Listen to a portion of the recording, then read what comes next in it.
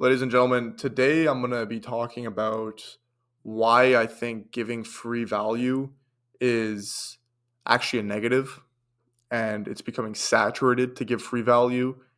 And giving free value is not the same as it was 5 years ago.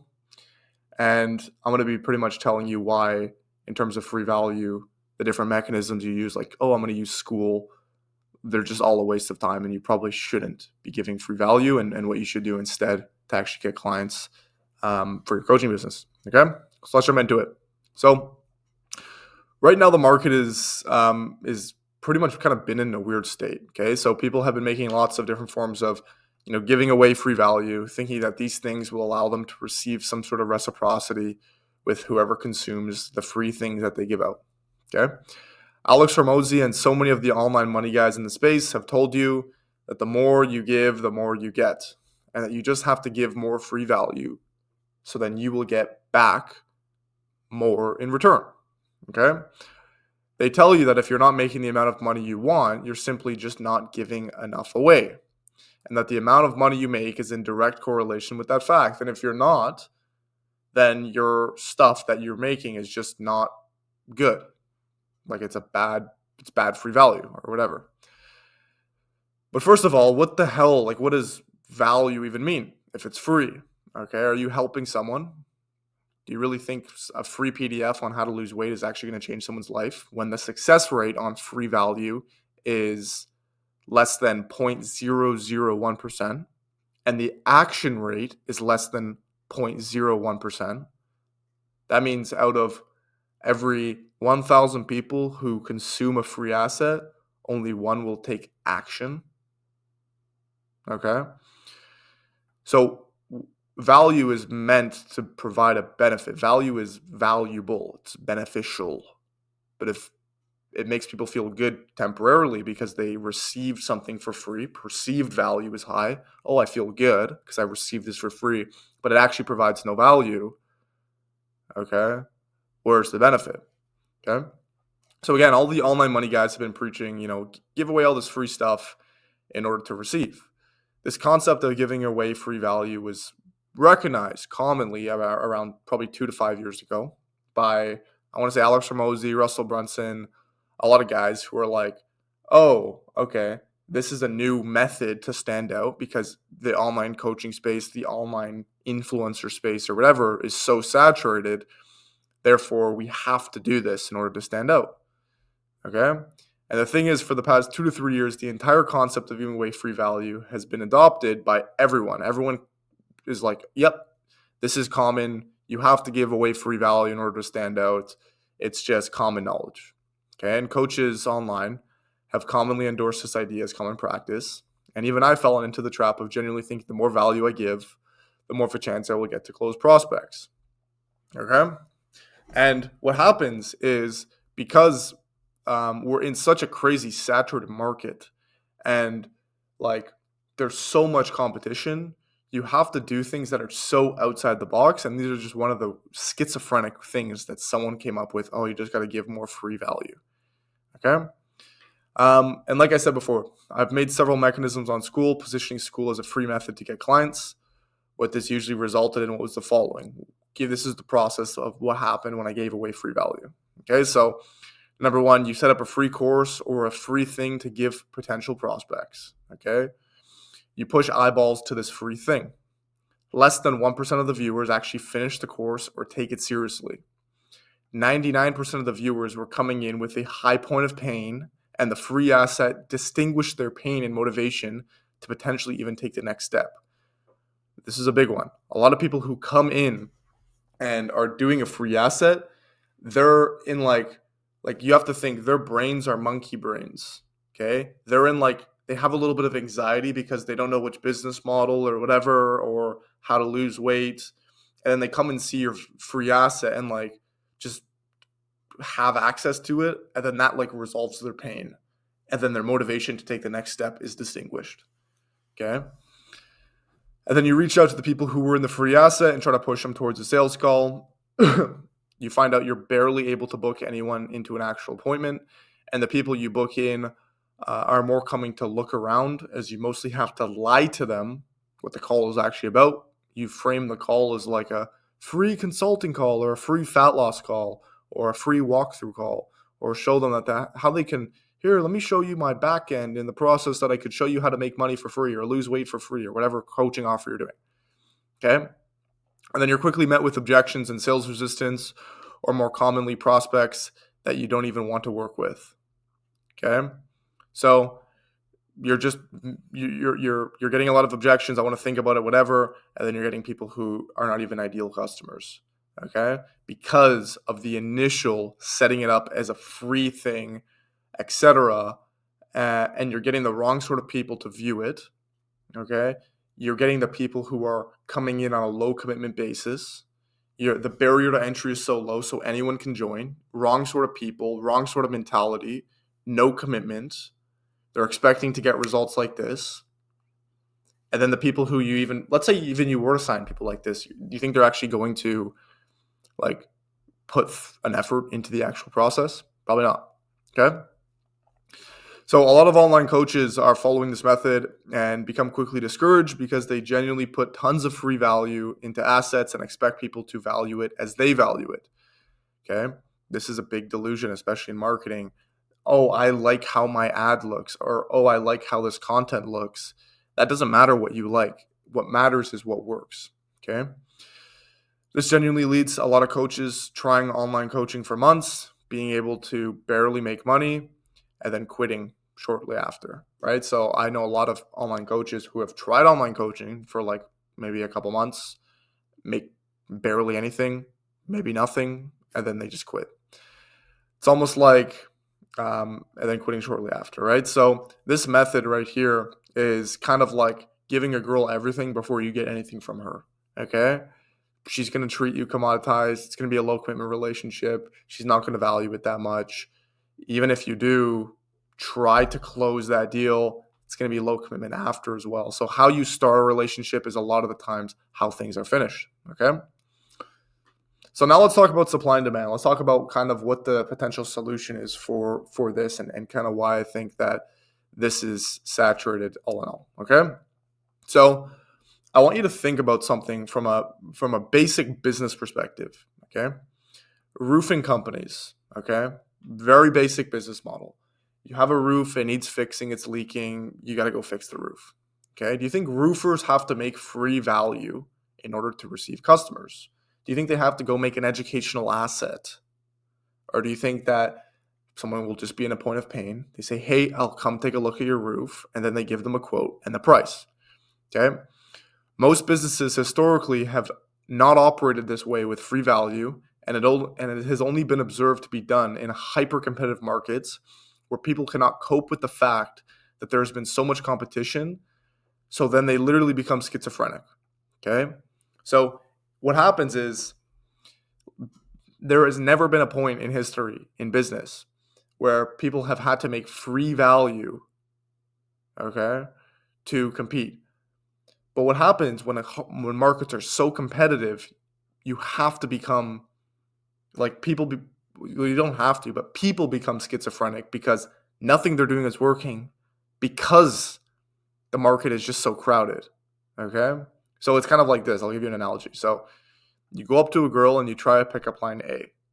You get rejected, so you give it another shot with pickup line A. Okay? Doesn't work. So you try another line B. Doesn't work. You try C. Doesn't work. You try D, whatever. And then you keep trying your pickup line until you get to X. Okay?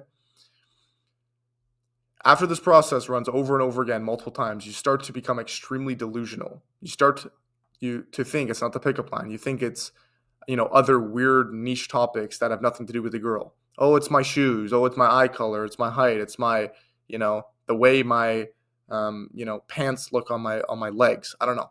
You start to become schizophrenic. Oh, it's my facial hair. Okay. And this is what happens in an extremely sophisticated market. Eugene Schwartz explains it the exact same thing. Okay. It's because there's stages to markets. Okay. So level one, stage one is like a birth of a market. So like, a new market. Level two is, these are just like, I want to say like stages of a market of sophistication. Okay. So in level one, in the first stage, you can just make any claim. Okay. You pretty much just say, hey, do you want X result? Whatever. Okay. Level two is making their claim bigger than your competition. Oh, do you want to lose instead of 5 pounds, 20 pounds? Whatever. And then level three is introducing a mechanism.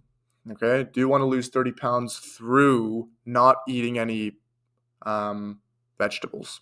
There's a mechanism to get the result. Okay. And then level four is creating a better mechanism. Okay. So a better mechanism to achieve the result. And then level five is the market's level of skepticism is at the maximum. They no longer believe in any of the mechanisms. New advanced marketing strategies must be activated. This level five is called schizo mode. Okay, most people, they become schizo. New marketing strategies. Oh, free quality. Oh, I'm going to make a 12-hour long YouTube free value video. Or, oh, I'm going to, do all of this free value stuff, or my funnel has to be made with Webflow instead of go high level. I have to have this VSL that is, giving this amount of testimonials away instead of this. Okay.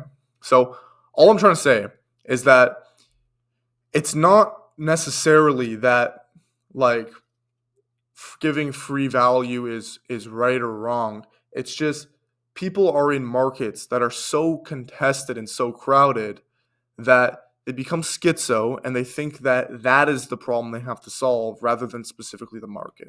Okay. So as Eugene Schwartz said, okay, your goal is not to go and find this crazy high market and jump in like most fitness coaches are trying to do. Oh, I'm just going to go and do free value and try these advanced marketing strategies. What do you think is more leveraged? Finding a level one market, or go and making advanced marketing strategies in an advanced market where so many other people are doing those advanced marketing strategies as well? Okay. Do you know how many other people are giving away free value? Do you think your free value is going to be much different? What are you basing your free value off of? Okay. So this is the exact same as when market supply exceeds the amount of demand in the market. Okay. So meaning there are so many other competitors in the market has adjusted, and you're basically fighting for scraps, trying extremely hard to try new things, but you're simply fighting for no reason. Okay. You're trying to find these advanced marketing strategies. You're testing things. Oh, my funnel. Oh, I got to try this new funnel. Oh, my button color. Oh, free value, more content volume, etc. When it has nothing to do with that. Okay. You're fighting for no reason. Okay. And a market is based off of, like, what happens is any market you're in, the closer you are towards that early adopter phase of the market, the more returns you will find within that market. Okay. When you're later into a market, what happens is you'll be fighting for scraps with all of the other competition that has already came into that market. Okay. So number one, the market has little demand over supply. Okay. So the fitness coaching market has a massive supply and probably a medium demand, but a big supply of fitness coaches. The market is adjusted due to competition, and you're trying crazy, unique things such as giving away value for free, thinking that you will escape. Everyone has adopted this insight, even though it could be wrong. Okay? People are coping is the adjective. They're like they've tried all these things. They're making some money. It's just like, I got to push more volume. I got to push more content. It's working a little bit, but it's not working a lot. So therefore, I'm just going to become kind of schizo and just try to, put more free value out there. And my market that I'm in is so trash. And sure, I'll maybe get some clients, but it's just unleveraged. And you're trying these other crazy, unique things. Okay. Think about if you're going to be taken, like, if you're going to remember one thing from this section, just remember, if you're a carpenter, how do you get clients as a carpenter? Or if you're a roofing company, how do you get clients? Okay. Think about it. Do you have to go make crazy complex VSL funnels to sell a roof? Or do you have to go knock on the door, say, hey, here's what we're about, here's what we do, and here's our price? Okay. So I'm going to tell you kind of my story as well, and how I was able to kind of come to this point, so then you guys can learn a little bit more about me as well. Okay. So this is kind of the impact of discovering these high-level insights. and how I was able to get to 60, 65K a month in my agency as well, okay, as a fitness coach. So I initially actually was in medical school. I was studying to become a doctor. This was in London, Ontario. I don't know if you guys are familiar with Canada, but this is in Canada. Gray, 9 months of the year, cold. I was eating like liver every day because super cheap, saving money, seeing lectures. I was like kind of depressed, broke. Felt like I was just going to end up the same as everyone else. Didn't like my life. Everyone in school hated what they did, but they were just sacrificing their youth in their 20s to work for the government and make 200 to 300K a year. And in Canada, what happens is if you're a doctor, it's not privatized. So you're working for the government. So it's kind of a bad job. So because of my utter sadness, I decided to start a business. I needed a challenge, and I decided to start a fitness coaching business because of my past with training and working out. So before that, I kind of went to the gym. I did a one fitness show at the time. I had a pretty cool transformation. Thought I looked pretty good. So I started posting on TikTok. I scaled my TikTok to a few thousand, had a few videos blow up. My original thesis was just to post one time per day. Okay. And what I did is I literally forced myself to post. I continued, posting and posting, trying to get some audience, trying to, maybe brand deals or have people reach out to me for programming. I really had zero idea what I was doing, but I just continually posted, especially when I didn't feel like it, because I knew if I had the discipline with the gym that it would directly translate to business, and I was dead wrong. Okay. I remember sitting at my desk going through my phone, and I was like looking at all the videos I did. I was like, oh my God, these videos are so cool. Like, these are so awesome. But then I was like, I've been doing this for a year, but I made no money from trying to be an influencer. Okay. So then all in all, I invested in courses. I was still balancing school at this time. I invested like over 10K into courses, which was very good for me. It allowed me to learn a lot of concepts that I didn't know. I was able to sign my first client after doing, I think 6 months straight of outreach. So this was like, I want to say 7 months after investing in the courses, 6 months straight of, reaching out to people, learning sales, failing, etc. I signed my first client for 3K, which felt excellent. I went to Mexico. I spent it all, whatever. And then I pretty much that was like in April, and university ends in like May-ish. So I was like, okay, I'm gonna try to make 10K in this summer, and if I can make 10K, I won't return back to school, like 10K per month. So in May, just before I hit a 7K month, I was about like right after I finished. So I hit 7K. That felt excellent. And then the entire summer, I didn't really work that much. I don't know why. I just didn't work that much. I worked, took some courses, etc. Worked a little bit. I was making like 7K a month, but I still didn't make that 10K month.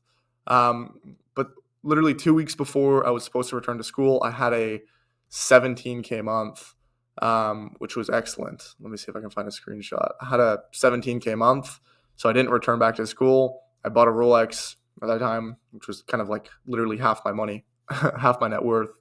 Then I pretty much stayed in my college hometown, scaled my business. I was still living in like the house I stayed in for university. And then, being able to scale my business to 50K in 1 month was excellent. And, a lot of my smart work paid off. But yeah, I didn't really like what I was doing. I felt the universe had more in store for me. I started my fitness page, and then I started finding, high leverage clients, high leverage markets to go after, instead of just doing the same thing everyone else was saying to do. I was really actually, I know it sounds cliche, but actually thinking outside the box and finding high leverage markets to sell expensive things to. Okay. And here's some photos from current life. So pretty cool. Okay. Let's jump back into kind of the free value. Okay. So what are the main problems with free value specifically? Okay. So pretty much the main problems I see with this model. The first thing I want to identify is that giving free value isn't inherently bad.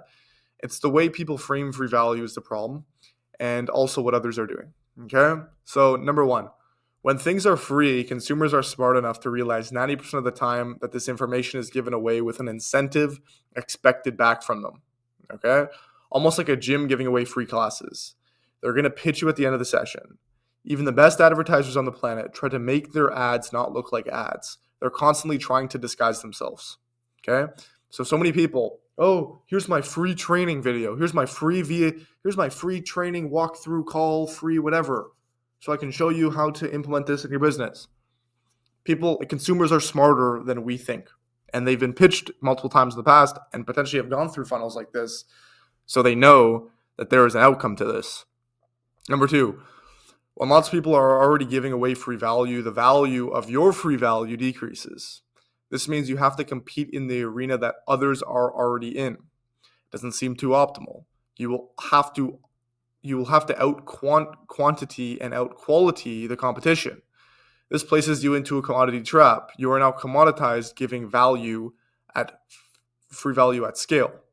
Right now, information has become extremely commoditized. 20 years ago, it was difficult to get your hands on high-quality information, but nowadays, there is so much junk out there, as well as actual good information. When there's so much volume, you are simply playing a game that several others are playing. The value of information has massively decreased. Okay, so when you're giving away all this free value, and there's already so much free value out there, that means you have to out-quality and out-quantity other people. Now you're pretty much in their arena. You're trying to play this game, competing. And now, like when you are in the same arena and you are, for example, playing their game and not your game, you've pretty much kind of lost the game of business. Like it's hard to get to become a monopoly when you're playing in other people's realms. Okay. And there's so much junk out there. Okay. And when there's so much volume, you're simply playing a game that others are playing. The value of information has decreased. Even course sellers have noticed this too. A lot of people have switched away from selling courses to like selling software or like partnering. Like Iman just partnered with WAP. Like he's kind of done selling information because he knows information is becoming less and less valuable.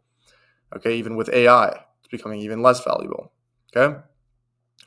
Number 3, because this value is free, people don't treat it as valued.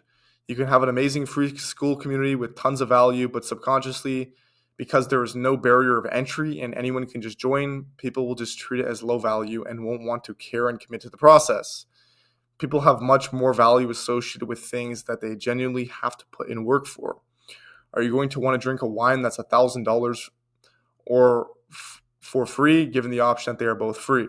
Okay, like so for example, if you have a wine that I say this is free, this is $1,000, you're going to choose the $1,000 wine, even though both of those wines probably are the exact same. Okay. There's also this psychological effect called the IKEA effect. And the IKEA effect started into like IKEA learned this in terms of customer satisfaction. They realized that compared to other pre-built furniture suppliers, IKEA had much higher satisfaction rates across customers. And what they realized is it's because people were having to put in effort to like build the IKEA, right? They had to build the furniture that they bought. Okay. So all in all, if things are free, people are going to treat it as free.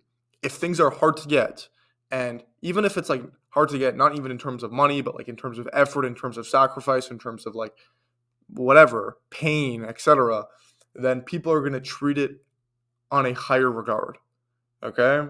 Like it's just going to be like you want your things to have a high perceived value, and things that are free like this that have no barrier of entry that you can join at a whim.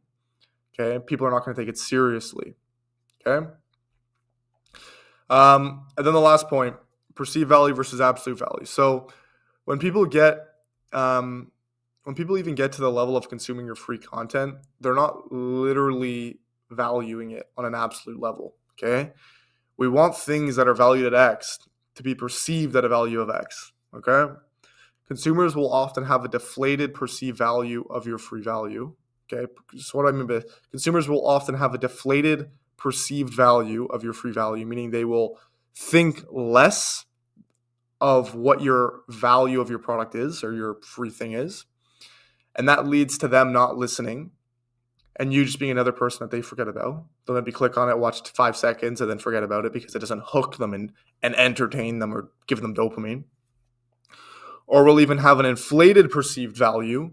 So they'll think higher based on your packaging and your framing, and maybe you do your Lamborghini and in Miami. And this leads to temporary satisfaction, okay? But anyone can do this, okay? Anyone can inflate and and frame their things and lie on the internet, okay? So either way you do it, if people think less of your free value, okay, that leads to them having no commitment. If people think more of your free value, okay, other people can also copy it as well. Therefore, it can be commoditized, okay? So, and yeah, this can be done by anyone, okay? But when this free value is consumed, they literally base it out of correlation with the true and absolute value the asset actually provides. This is because we can both look at the same thing, but can be viewing it out of separate lenses, okay? So someone who if you give that free value to someone who, paid $10,000 for it, they're going to treat it completely different than someone who got it for free, okay? So I see so many other guys with genuine horrible advice on the internet, if it be marketing advice, sales advice, etc., that get viewed under a light of extremely high perceived value because of, arbitrary metrics. Oh, they have a lot of followers. Oh, they have a Lamborghini. Or, they, whatever it is, their content is like looks good. Okay. So when you're playing a game where your perceived value and absolute value can easily be on both ends of the spectrum, you're playing with volatility. Okay? You're playing with absolute volatility. So when when people view this marker as being extremely valuable, but it's actually not extremely valuable at all, there's zero intrinsic value, okay? Over time, this will move to a median point, okay? Over time, things get valued for what they are worth. If cash, for example, is overvalued and there's nothing backing cash, then eventually over time it's going to find a median value. Okay. So this is the same thing with your business. Okay. Everyone is giving like free value, and their perceived value and their absolute value can easily be distorted. Okay. Their things are either really good absolute value, like they actually give good stuff away. Okay. But they're not looked at as being good perceived. Or it's the other way, where they're like Lambo Miami and then they're giving away trash. Okay. So yeah. It's the same thing with the US dollar. Okay. So the perceived value of the money is so high, everyone wants it and needs the money to survive. Like right now, the perceived value of money is probably the highest it's ever been. People are like as broke as ever. Okay. But the absolute value of the dollar has been dropping massively because of inflation. Okay, look at the buying power of, the dollar. It's been dropping consistently over the past 100 years, etc. Okay, so over time, what do you think is going to happen to the U.S. dollar? Do you think it's just going to become more valuable instantly? No, it's going to. So all I'm trying to say is that when there's a distortion between perceived value and absolute value, those things generally will not be successful. They will usually be kind of volatile. They will come to a median point. They'll collapse. They'll break. The system won't be in correlation with actually how it works because perceived value and absolute value have to be the same. It's like someone lying about their expertise and being so cool, and then when it comes time to see how cool they are, they're not cool. It's like you're gonna feel weird about that person. What you get the reference? Let's move on. Okay. So what's the solution? Information is becoming more and more commoditized as everyone is able to produce it at scale, produce it at a level of quality with tools and cheap labor. India, Philippines, etc. Also sourcing insights with creation with AI. You can use AI, ChatGPT, etc. They can increase their perceived value by grifting harder, by lying more, by doing all this sort of crazy stuff to try to get clients. And how should I be positioning myself? And how should I be positioning myself for the future, right? So how should I escape this? Because everyone is lying more. Everyone is doing these crazy funnels, doing these competitive things, and it's just becoming like a crazy landscape, okay? And right now, over the next 10 years, information will even be less valuable, knowledge will be less valuable because, right, AI will be smarter, and consumers will be even more sophisticated and done with a lot of these businesses, done with a lot of these perceived value tactics, these marketing tactics that are kind of annoying. So what's the solution? The solution is two things. Number one, give away non-information for free and find high leverage, uncontested markets. Okay? So instead of giving away free information, give away free assets or mechanisms. Like give away an actual asset, software, access to something, a free product, but don't give them information. Information is becoming less and less valuable. This thing that you give them should assist with the process of helping them reach their goals. Okay? This thing that's still for free will still increase their dopamine as they receive the product, but they will not have to learn, as learning is painful and sacrificial, and will just help with the process that they're doing. Meaning this asset will have a high perceived value and a high absolute value. So instead of there being a distortion on absolute and perceived, they will be in correlation with each other. And it's much higher than simply information. This is exactly why a lot of softwares, like I've worked with software companies in the past doing marketing, consulting, etc., and they don't educate you on their software or give free value. They're just giving you access to the thing and saying, hey, why are we going to give you a video on here's how to use our thing? Just use it, see how it is, go watch the instruction video and figure it out. Like instead of like, hey, free value, if that makes sense. Okay. So they're just giving you a free trial. They're giving you access. They're just saying, hey, you want to go from X to Y. Why are we going to educate you on the transformation? Why wouldn't we just give you a portion of that transformation or the whole thing for free? And then once you've kind of have that mechanism to reach the transformation, now you're just going to want to pay us. Okay. So they're giving you access to the solution that people want help reaching. Okay. I need you to remember that people don't want to be educated. People want results. People want to reach their goals in the easiest way possible with the least amount of friction, pain, effort, and sacrifice. So you're pretty much just saying, hey, you want to go from fat to fit, or you want to, whatever sort of transformation you're providing, you're just going to give them a portion of the transformation.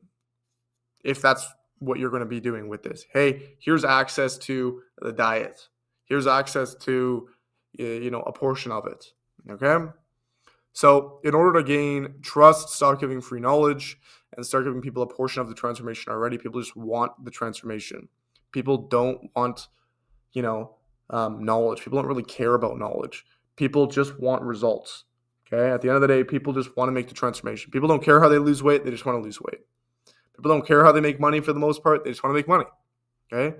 This is exactly why so many in-person gyms that do this are so successful, because they're already just giving them a portion of the transformation, with an initial session in person, a couple sessions in person, etc. Because you're already at the place you're going to be training. You're already seeing the people you want to be training around, etc. You get the idea. Okay. And then the second one is just finding better markets as well. Okay. So give away things that are going to be like giving away knowledge and information for free is not valuable at all. And it will be less valuable in the future. So stay away from information. And then number two, just pick better markets. Because, for example, a lot of these online money sort of guys or online fitness coaching companies, is a business like that really going to be around in 20 years from now? Or is, for example, a roofing company or a window company or a, I don't even know, an AI company, okay? Will that be around in 20 years? Probably more likely than, here's how to make money with drop shipping. Okay.